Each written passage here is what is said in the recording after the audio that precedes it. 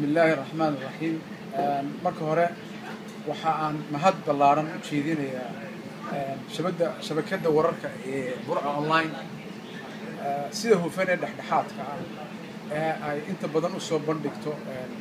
wadciga Soomaaliland iyo wararka Soomaaliland ka dhaca iyo sida update kale ee degdeg ah ay wararka u soo geliyaan anigu waa la taliyay hore madaxweynaha Ismaan Saciid Xamed waxaan doonayaa laba kelmadood oo kooban inaan ka iraahdo guud ahaan siyaasadda dalka iyo xubno reer kulmiye ahaan jiray ama xubno kulmiye xisbiga kulmiye ka tirsanaan jiro dhawaan u diga rigtay xisbiga mucaaradka wadani leeyahay ceeb maaha inuu qofku xisbi ka guuro xisbi kale u guuro waa wax dhaqan Soomaaliland caadi ku ah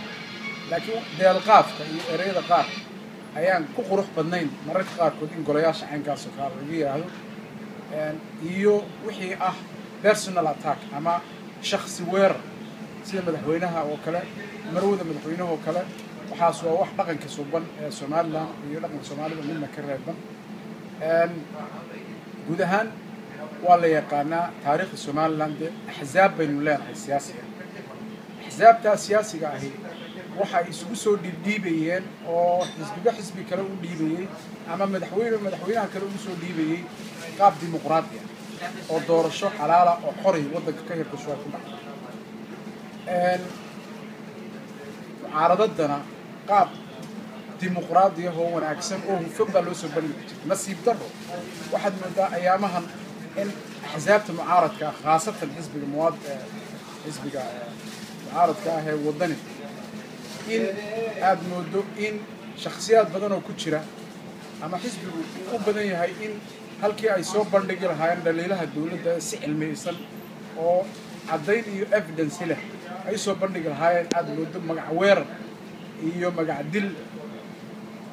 iyo madaxweyne cayn iyo marwada soo hadalqaadkeeda ay waxaa ku mashquulsan yihiin runtii taa anigu waxaan u arkaa runtii inay iyagoo wax ka dhimayseen أنا وحبه سو كرديني dadka ku biiray xisbiga madaxweynaha wax ka sheegana waxaan leeyahay de madaxweyne cayb mucaaradad ma in madaxweynaha la caaya oo marwada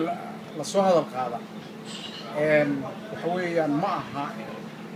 waxaan ku dhaxdaa mucaaradad ma aha mucaaradka waxa looga baahan yahay oo xisbiga wadani looga baahan yahay in dadka u soo bandhigo بديل أنا أقول لكم بديل لا حسب ما أنت شريت هذا كلمة أو صوب بندقة وحيالها أي كخلديهين وحي ويك بوينتس دلالة ده وحي شري مارك حسب أهان كردي من حكومة ده كنت واحد حسوس تاني وقت تجيب معارضة حسب كلمة سيده فن وسو بندقي جري دليلها الدولة بالمثل مالية أو كذا الله يرحمه علي مارشال أيام قرنا يقاب وسو بندقي جري ونقدي جري دليل وح الدليل هو عضنا وكيني جري ووجهان جرين جري ورنجري هذا إنه حسب الكلية إنه هاي إنه طلع قبصنا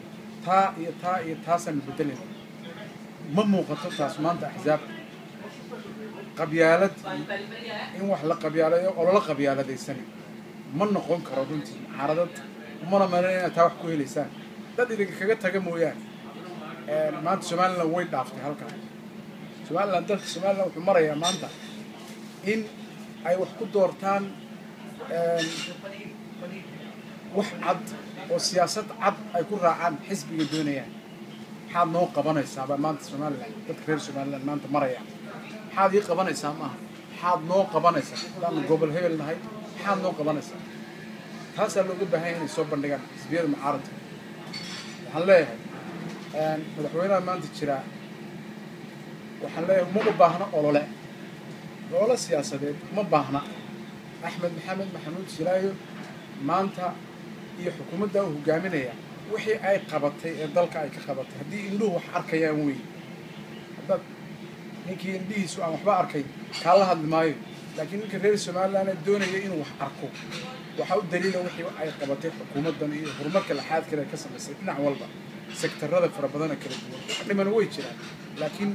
ilaahay baan ku dhaariyay isbarbar dhiga halkay taagneed Somaliland 2010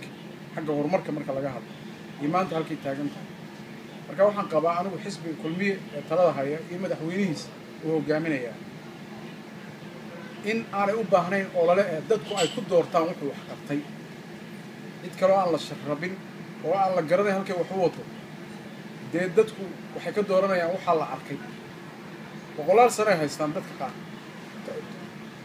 20 sano ay haystaan 30 sano ay haystaan haddii qofku uu ka soo baxo shaqadiisa oo dadku doonayay waxay ka dhacday meelo fara badan oo adduunka ah prosperity baraare iyo barwaaqo iyo dhaqaale kobcin dhaqaale iyo infrastructure-ka waxa basic asaasiga ah nolosha caafimaadka waxbarashada waxa dadku u baahan yahay dawladdu ku soo baxda dadkuna ku doortaa waxaan qabaa maanta wax lagu doortaa maanta xisbiga kulmiye inay tahay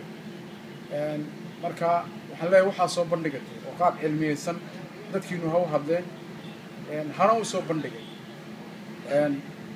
oo muddo maanta in dadka qaar ay yiraahdaan madaxweynuhu maanta ma xukumo meesha madaxweynaha waa very shame runtii ilaahay baan ku dhaarshay inta jeer ee uu madaxweynaha Somaliland soo baxay ee uu ama xadhig gooyay mashruuc ama uu hawl shaqo u soo baxay bal isbarbar dhiga madaxweynayaashii ka horreeyay iyo maanta haddaad aaminsan tahay inaan madaxweynuhu ka xukumo wariyaa waxaan hawlahan yaa qabtay madaxweynaha jamhuuriyadda Somaliland wuxuu sameeyay yahay ninkii yaqaan baa yaqaanay inuu yahay nin job delegation sameeyo oo maxaan ku raahdaa shaqada daadajiyo maamulka cid u idmada oo aan kaga daba hadlin hadda taarka weydo inaad doonaysaa madaxweynuhu meel walba inuu murmudleeyo dib ma aha qof kaasa ma aha madaxweynuhu dad buu idmaday dadkii baa shaqada wada waxa weeyaan madaxweynuhu waxa weeyaan waa madaxweyne isaga hogaaminaya isaga xagga dambe u fadhiya isaga majiiraysa haya isaga hawsha wada waxaan lahaa taasna waa deelqaafi laga daayay erayadaas oo kale xishood in laga xishoodaa fiican thank you ayuu mudan yahay madaxweynuhu wuxuu qabtay wixiisa lagu dooranayaa waxaan aaminsanahay intaa loo soo bandhigo oo qaab mucaaradad wanaagsan loo soo bandhigo ayaan aaminsanahay xisbiyadu ay axsaabta si wanaagsan oo hufan u tartamaan dimuqraadiya hadday tahay dhinac walba oo ay dadka hadday tahay arrimaha dibadda marka laga hadlayo axsaabta inay soo bandhigaan xogayooda arrimaha dibadda inuu ka hadlo waa qof kastoo la imaanay ka hadlo hadday tahay gudaha arrimaha dibadda shadowga ayaa adduunka iyo qof ka soo horjeeda ee mucaaradka ay ugu talagaleen hadhow inuu ayaa ka hadla hadday tahay waxbarashada hadday tahay laakiin hortaa bannaan haddii laysaga hadlo cabdiraxmaan gudoomiyaha xisbiga wadanina waxaan leeyahay dee waxay iska dhimine wax istar baan leeyahay wuxuuna ha noqdeen wax cilmiyeysan oo qaabkaa ku dhisan uma baahni inaan erayo fara badan idhaahdo laakiin waxaan doonayaa inaan anigoo xisbigan kulmiye raggii ugu horreeyey raggii maxaa aan ku idhahdaa dee loo tiriyo xisbiga ilaa haddana ku jira oo aan guurguurin inaan dee soo bandhigo xisbiga kulmiye iyo hoggaanka maanta jira wixii uu qabtay dareenkaygu kaasu maanta runtii siinaya dad badanna wada qabaan reer Somaliland haddaan iska indhatiray maxaan ku idhahdaa kulmiyanimaduna guurguur ma lahan leh guurguur ma aha kulmiye ma guurguure mabda' buu leeyahay waa mabda' siyaasi mabda'ayga baan aaminsanahay aniga dad fara badan oo kale waa xukuumadda wixii ka dhiman waa loo sheegayaa waanu u sheegaynaa waa la dhaleecayn karaa waa bani aadan way khaldami karaan laakiin qaab hufan baanu ugu soo bandhigi doonaa dad kalena ugu soo bandhigayaan laakiin haddii laga guuro oo xisbiga ay kula noqoto qofku inuu xisbi kala galo dee waa inuu qaab hufan u hadlaayo wax soo bandhiga intaasaan anigu doonaya maanta inaan ku idhaahdo wabilaahi tawfiiq wasalaamu calaykum